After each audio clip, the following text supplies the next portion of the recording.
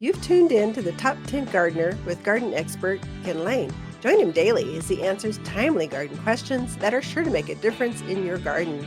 Now, welcome your host, Ken Lain.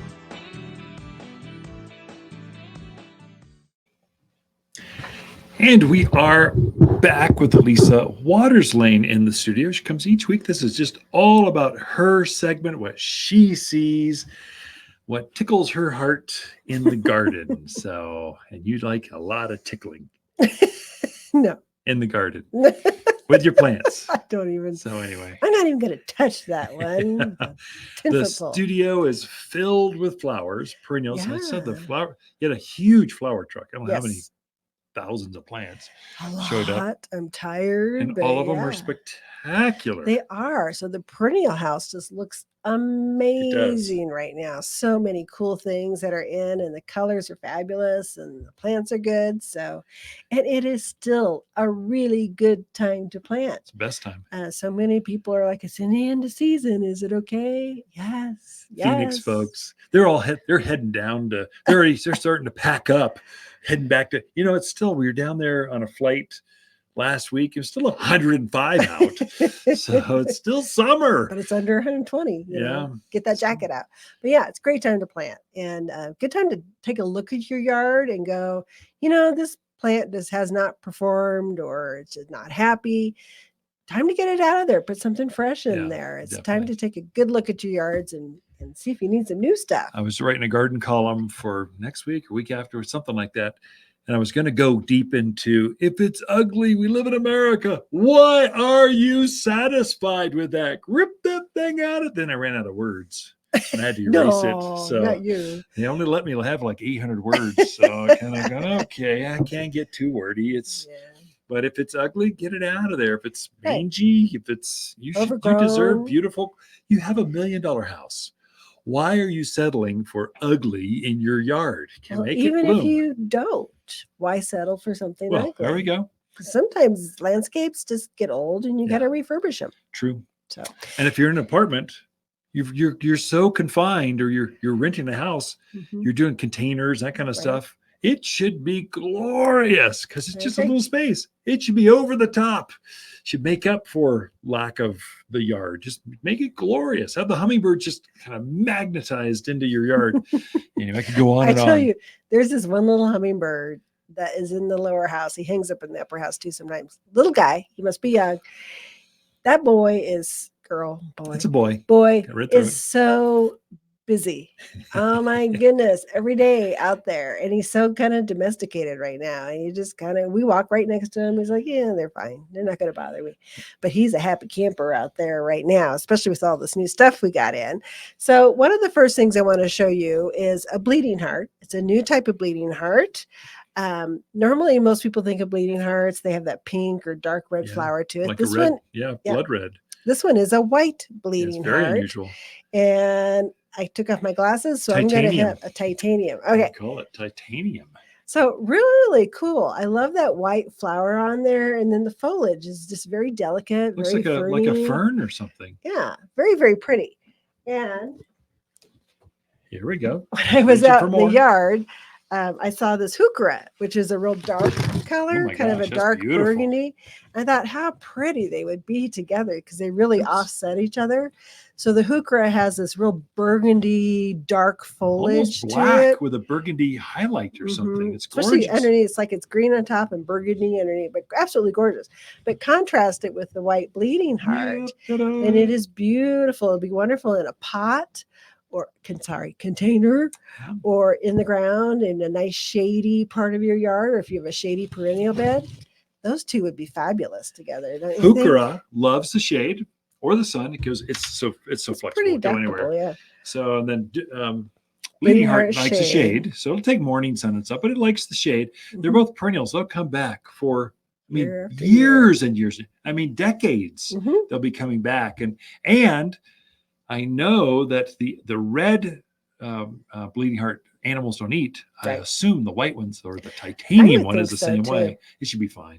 And the thing I like about white, especially in shady areas, is it really shows up. That's true. You don't think about plants not the white just really pops in a shade garden. It really does. Same reason I like variegated, like gold and white foliage in a shady area. Right. Because even if it's not in bloom, you see that bright color. The foliage just brighter, just shines, catches the moonlight, just makes everything look really good. It does. So definitely check those out, especially if you got a nice shady area.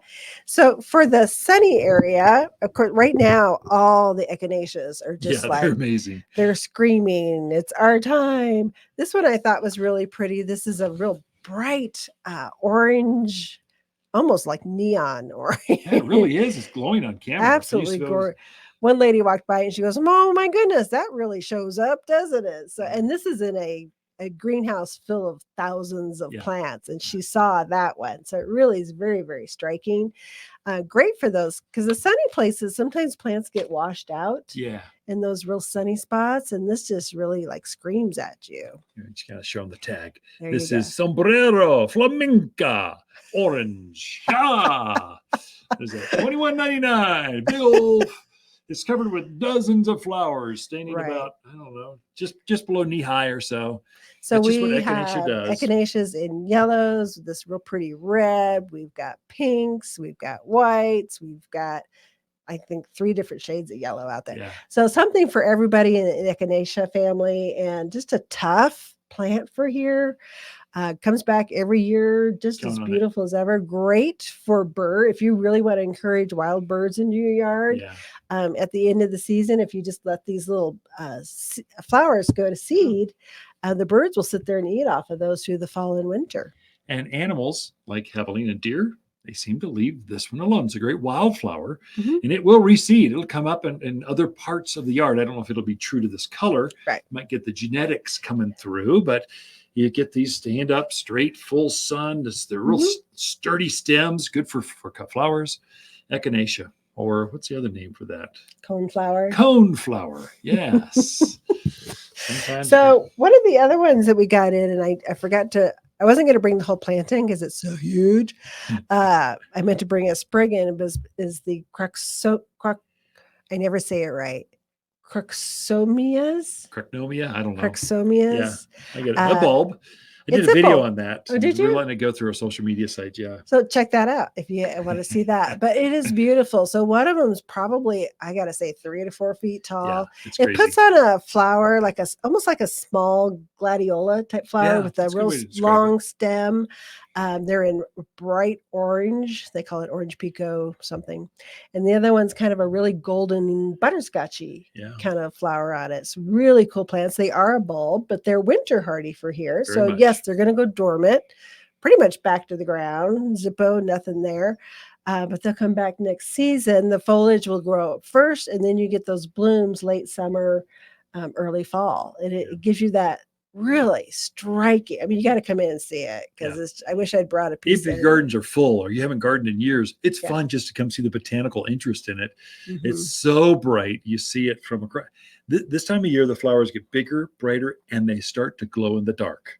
And just they're literally like a light switch is on, and they're so bright. It's amazing. You don't see the crocosmia in the spring. Crocosmia. It's going to be only in the summer. Right. And so this is the time that you see them and plant them. Definitely. Now is also the time. So a lot of your heat loving.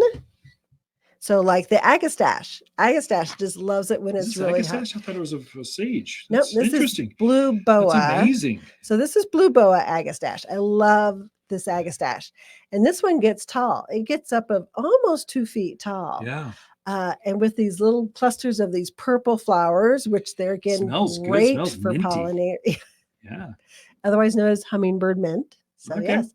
So that's what makes it very animal resistant. The deer, the javelina, and the bunnies, they leave it alone.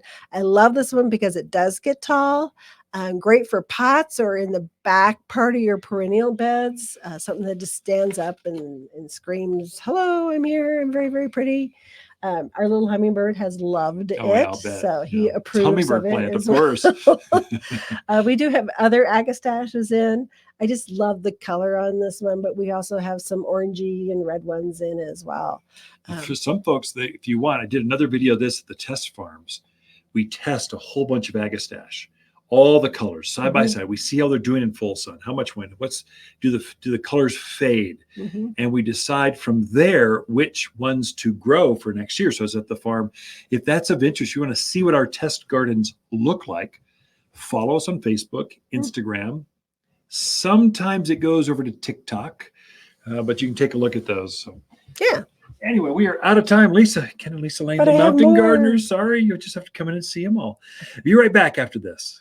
Waters Garden companion plants for September are Russian sage, pampas grass, honeysuckle, and raywood ash. Raywoods are superior shade trees for wind and drought locations. Plant as a single specimen or in a grove for more widespread shade on hot south and western exposures. Dark green foliage forms the perfect round head with leaves that turn a magical wine red through autumn. We sell only the prettiest shade trees at Waters Garden Center. Shop in-store or online at watersgardencenter.com. You're listening to garden expert Ken Lain, owner of Waters Garden Center in Prescott. Look for more tips, tricks, and garden shortcuts through Ken's website. Additional shows of this podcast, read his weekly garden column, or follow him on Facebook, Instagram at watersgardencenter.com. That's Waters with 2 T's, gardencenter.com.